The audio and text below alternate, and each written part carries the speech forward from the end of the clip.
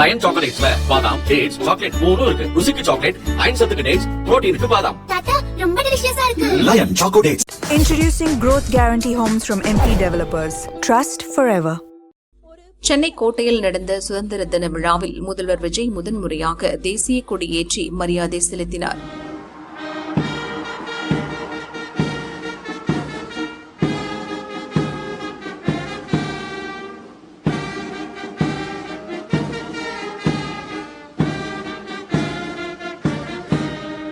வழக்கத்தை காட்டிலும் கோட்டை கொத்தளத்தில் கூட்டம் அதிகமாக குவிந்திருந்தது.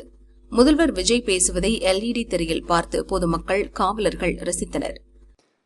இனிமேதான் நீங்க நம்மளோடவே கூடவே இருக்கணும், உறுதியா நம்ம அரசோடவே கூட இருக்கணும். அப்பதான் உங்களுக்காக இருக்கிற எல்லா நல்ல திட்டங்களையும் என்னால செயல்படுத்த முடியும். 8 கோடி பேரோட அந்த பிரதிநிதி தான் முதலமைச்சர் பதவின்னு சொல்லுவாங்க. அதனாலதான் சொல்றேன், மக்கள் தான் ஆட்சியாளர்கள். இங்க நானு எல்லாருமே, அங்க இருக்கிறவங்க எல்லாருமே மக்களோட சர்வன்ட்ஸ். அப்படிதான் நான் அதை பாக்குறேன்.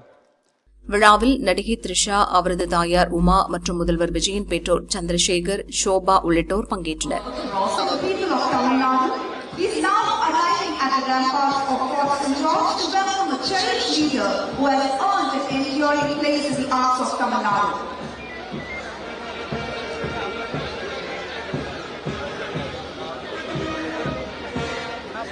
தொடர்ந்து முதல்வர் விஜய் முன்னிலையில் அணிவகுப்பு நடந்தது.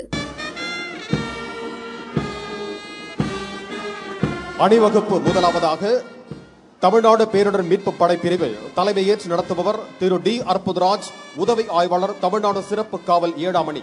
தமிழ்நாடு சிறப்பு காவல் 11ஆம் அணி. அணிவகுப்பில் மூன்றாவதாக குடலுதும் குழு மற்றும் ஆயுதப்படை வாத்திய குழு. அணிவகுப்பு மரியாதையை தொடர்ந்து விழாவில் முதல்வர் விஜய் பேசினார். உங்களுடைய அரசு வந்து இந்த 3 மாசம் ஆகுது. இந்த 3 மாசத்துல விவசாயிகளின் பயிர்க்கடன் ரூபாய் 5932.23 கோடி தள்ளுபடி செய்யப்பட்டுள்ளது. குறுவை சாகுபடி தொகுப்பு திட்டத்திற்கு ரூபாய் 134.83 கோடி வழங்கப்பட்டுள்ளது. ஒன்றிய அரசு நிதியுடன் ரூபாய் 12,642 கோடியில் 125 நாள் வேலைவாய்ப்பு திட்டம் மற்றும் ஜல் ஜீவன் குடிநீர் திட்டம் ரூபாய் 18,123.05 கோடியில் செயல்பாட்டிற்கு கொண்டு வரப்பட்டுள்ளது. சுகாதாரத்துறையில் சேவைக்கு நலம் AI செயலி கொண்டு வரப்பட்டுள்ளது. பேரறிஞர் அண்ணாவின் பிறந்த நாளான செப்டம்பர் 15ஆம் நாள் தாய் மாமன் தங்க மோதிர திட்டம் ரூபாய் 755.83 கோடியில் தொடங்கப்பட உள்ளது. மக்களின் போக்குவரத்திற்கு ரூபாய் 127.21 கோடியில் 300 புதிய பஸ்கள் வழங்கப்பட்டுள்ளது. தமிழ்நாட்டில் மது பழக்கத்தை குறைத்திடும் வகையில் முதற்கட்டமாக 717 டாஸ்மாக் கடைகள் மூடப்பட்டுள்ளன. வெளிப்படையான நிர்வாகத்திற்காக நவீன தொழில்நுட்பத்தை பயன்படுத்தி கணினி மயமாக்கப்பட்ட நிர்வாகம் செயல்பாட்டில் உள்ளது. முன்னெப்போதும் இல்லாத ஆளில்லா பத்திரப்பதிவு செயல்பாட்டிற்கு கொண்டு வரப்பட உள்ளது.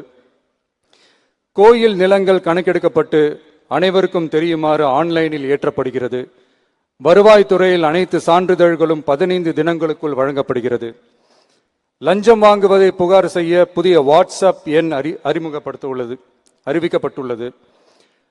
அரசின் வருமானம் தனிநபருக்கு செல்வது தடுக்கப்பட்டுள்ளது. அனைத்து துறைகளிலும் லஞ்சம் ஊழல் ஒழிக்க தொடர் நடவடிக்கை எடுக்கப்பட்டு வருகிறது.